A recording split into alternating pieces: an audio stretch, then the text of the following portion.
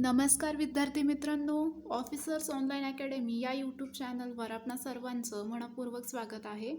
आज आपण पशुसंवर्धन विभागमध्ये परिचर्या पदासाठी पुढील प्रश्नसंच क्रमांक 60 या ठिकाणी बघणार आहोत, जो की तुम्हाला तुमच्या परीक्षेकरता नक्कीच फायदेशीर ठरेल. तर व्हिडिओ शेवटपर्यंत बघा. चला तर मग सुरुवात करूया.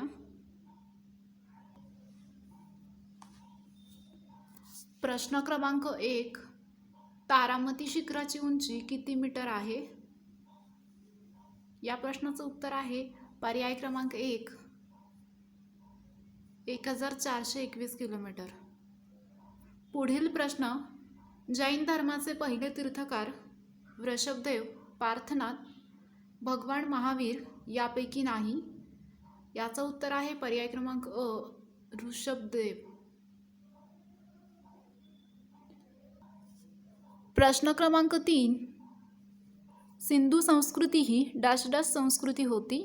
ग्रामीण, नागरी, अविकसित, ग्रामीण एकही नाही. याचं उत्तर आहे पर्याय क्रमांक ब, नागरी. प्रश्न क्रमांक 4, परळी औष्णिक विद्युत केंद्र कोठे आहे? नागपूर, बीड, जळगाव, नाशिक. याचं उत्तर आहे पर्याय क्रमांक ब, बीड या ठिकाणी आहे. पुढील प्रश्न क्रमांक 5, पैनगंगा नदीचे उगमस्थान कोणते? याचं उत्तर आहे पर्याय क्रमांक क, अजिंठा डोंगर. पुढील प्रश्न, अजातशत्रूचे दुसरे नाव काय आहे? तुनिक, माणिक, चमन, कुनिक. याचं उत्तर आहे पर्याय क्रमांक ड, कुनिक. पुढील प्रश्न क्रमांक 7, मोहम्मद गझनी यानं भारतावर किती वेळा आक्रमण करून लूट केली? 18, 20, 17 यापैकी नाही. याचं उत्तर आहे पर्याय क्रमांक क, 17. प्रश्न क्रमांक 7,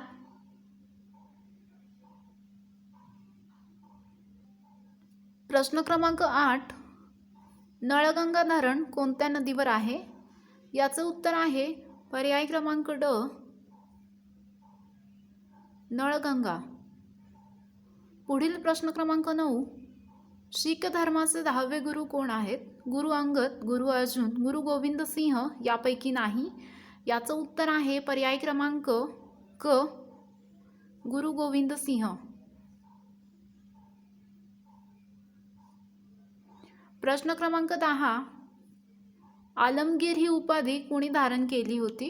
औरंगजेब, शहाजहां, हुमायून, अ आणि ब. याचं उत्तर आहे पर्याय क्रमांक अ, औरंगजेब यानं आलमगीर ही उपाधी धारण केली होती. पुढील प्रश्न क्रमांक 11, औरंगजेबाची कबर कोठे आहे? औरंगाबाद, खुलताबाद यापैकी नाही. तर याचं उत्तर आहे पर्याय क्रमांक ब, खुलताबाद. पुढील प्रश्न क्रमांक 12, छत्रपती शिवाजी महाराजांचे वडील कोणत्या सम्राटाच्या दरबारी सरदार होते?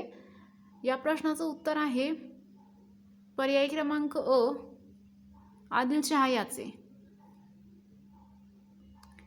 प्रश्न क्रमांक 13, कांची नदीवर कोणता धबधबा आहे? या प्रश्नाचं उत्तर आहे पर्याय क्रमांक अ, सावतखडा. प्रश्न क्रमांक 14, छत्रपती संभाजी महाराजांची समाधी ही कोठे आहे?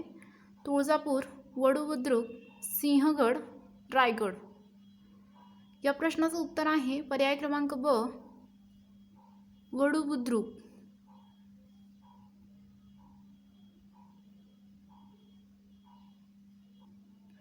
प्रश्न क्रमांक 15, कोणती नदी अरबी समुद्रास मिळते? गोदावरी, तापी, यमुना, गंगा. याचं उत्तर आहे पर्याय क्रमांक ब, तापी. प्रश्न क्रमांक 16, राजाराम मोहन रॉय यांनी कोणते वृत्तपत्र सुरू केले? शतपत्रे, संवाद कौमुदी, दीनबंधू, प्रभाकर. या प्रश्नाचं उत्तर आहे पर्याय क्रमांक ब, संवाद कौमुदी हे वृत्तपत्र त्यांनी सुरू केलं होतं. या ठिकाणी आपण जर बघितलं तर दीनबंधू हे जे वृत्तपत्र आहे ऑप्शनमध्ये, तर दीनबंधू हे जे वृत्तपत्र आहे ते कृष्णकांत भालेकर यांनी सुरू केलं होतं. तर एक्झामला हे विचारलं जाऊ शकतं दीनबंधू, आणि याच्यावरती प्रश्न विचारलेला आहे. दीनबंधू जे वृत्तपत्र होतं ते कृष्णकांत भालेकर यांनी सुरू केलं होतं, आणि समाजात जागृती व्हावी आणि उद्धार व्हावा समाजामध्ये बहुजन लोकांचा, त्याच्यासाठी याची सुरुवात त्या ठिकाणी केली गेली होती. तसंच जर आपण बघितलं तर प्रभाकर हे जे वृत्तपत्र आहे ते गोविंद कुंटे म्हणजेच भाऊ महाजन यांनी सुरू केलं होतं. तर हेही तुम्ही लक्षात ठेवा. पुढील प्रश्न क्रमांक 17. भगवान गौतम बुद्ध यांचा महापरिनिर्वाण कोठे झाला? लुंबिनी, कुशीनगर, गया, एकही नाही. या प्रश्नाचं उत्तर आहे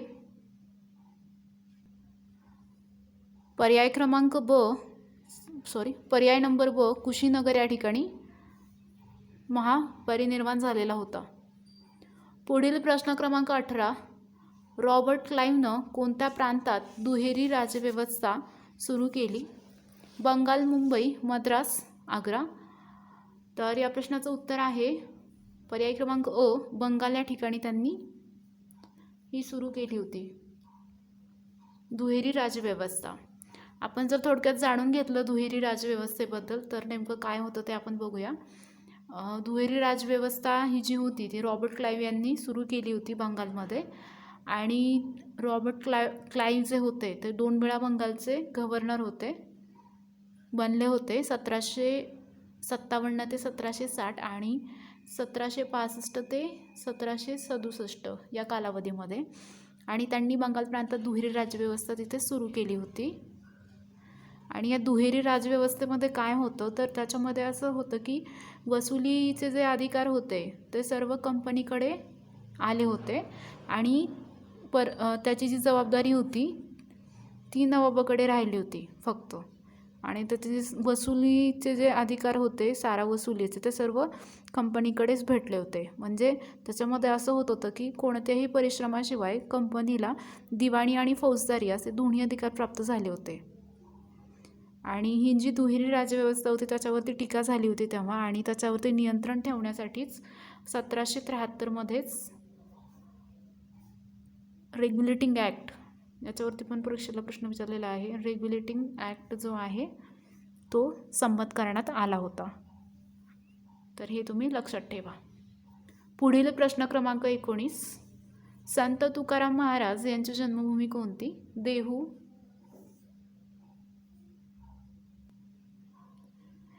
ही जी आहे ती संत तुकाराम महाराजांची जन्मभूमी होती. पुढील प्रश्न क्रमांक 20. अमेरिकेत जाऊन वैद्यकीय शास्त्रात पदवी मिळवणारी पहिली भारतीय महिला कोण?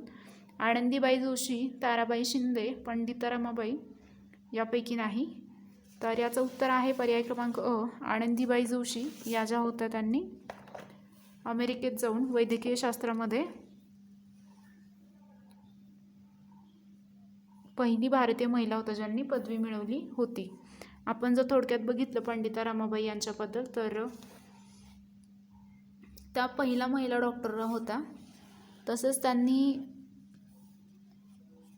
तेव्हा त्या डॉक्टर झाल्या होत्या जेव्हा स्त्रियांना वैद्यकीय शिक्षण घ्यावं असा विचारसुद्धा तेव्हा समाजामध्ये रूढ नव्हता. तेव्हा त्यांनी अमेरिकेत जाऊन त्या ठिकाणी त्यांचं शिक्षण जे आहे डॉक्टरकीचं ते पूर्ण केलं होतं, आणि त्यांनी MD कंप्लीट केली होती त्यांची. आणि अमेरिकेमध्ये त्यांच्या कॉलेजचं नाव होतं वुमेन कॉलेज ऑफ पेन्सिल्व्हानिया. या महाविद्यालयातून त्यांनी त्यांचं MDचं शिक्षण पूर्ण केलं होतं. पण जेव्हा त्या आल्या होत्या वापस तेव्हा त्यांना इथे कोणत्याच संस्थानांनी पुणे अशा किंवा मुंबई या ठिकाणाहून कोणीच त्यांना त्यांच्या डॉक्टरकीची संधी दिलेली नाही आहे. कोल्हापूरवरून शाहू महाराजांनी त्यांना बोलावून त्यांच्या संस्थानामध्ये त्यांना दवाखान्यामध्ये त्यांच्या डॉक्टरकीचं जे काम आहे ते करण्याची संधी तेव्हा त्यांना दिली होती. तसंच त्यांच्या जीवनावर आधारित एक कादंबरी देखील आहे आनंदी गोपाळ. तर त्यांच्या जीवनावर आधारित ती कादंबरी आहे, तर हे लक्षात ठेवा. पुढील प्रश्न क्रमांक 21. कोकणातील नद्या डॅश डॅश वाहिनी आहेत, पूर्व, दक्षिण, उत्तर, पश्चिम. या प्रश्नाचं उत्तर आहे पर्याय क्रमांक ड, पश्चिम वाहिनी या नद्या आहेत. पुढील प्रश्न क्रमांक 22, डॅश डॅश गरिबी ही समावेशक संकल्पना आहे, निरपेक्ष, सापेक्ष, ग्रामीण यापैकी नाही. तर याचं उत्तर आहे पर्याय क्रमांक निरपेक्ष. पुढील प्रश्न क्रमांक 23, दाभोळ धबधबा हा कोणत्या नदीवर बांधलेला आहे, भीमा, कृष्णा,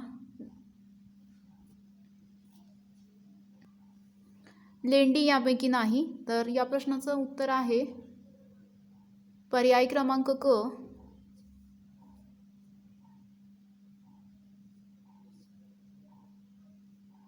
पुढील प्रश्न क्रमांक 24, बीसीजी रोग प्रतिबंधक लस ही कोणत्या रोगावर वापरतात, क्षय, पोलिओ, हेवताप यापैकी नाही. तर याचं उत्तर आहे पर्याय क्रमांक क्षयरोगावरती ती वापरली जाते.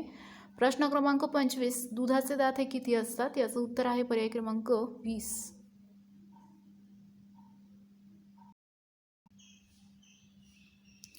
आपणास जर या व्हिडिओची PDF फाईल हवी असेल तर आपण www.officersonlineacademy या वेबसाईटवरती जाऊन त्या ठिकाणी ती डाउनलोड करून घेऊ शकताय. तसेच इतर विषयांच्या ज्या काही नोट्स आहेत त्या देखील त्या वेबसाईटवरती अवेलेबल आहेत, तिथे जाऊन तुम्ही त्या डाउनलोड करून घेऊ शकताय. तसेच इतर सर्व स्पर्धा परीक्षा विषयांच्या ज्या काही व्हिडिओच्या प्लेलिस्ट आहेत त्या देखील त्या ठिकाणी बनवलेल्या आहेत. तर त्या वेबसाईटवरती जाऊन तुम्ही त्या विषयांच्या ज्या काही व्हिडिओच्या प्लेलिस्ट आहेत त्या ठिकाणी बघून घेऊ शकता.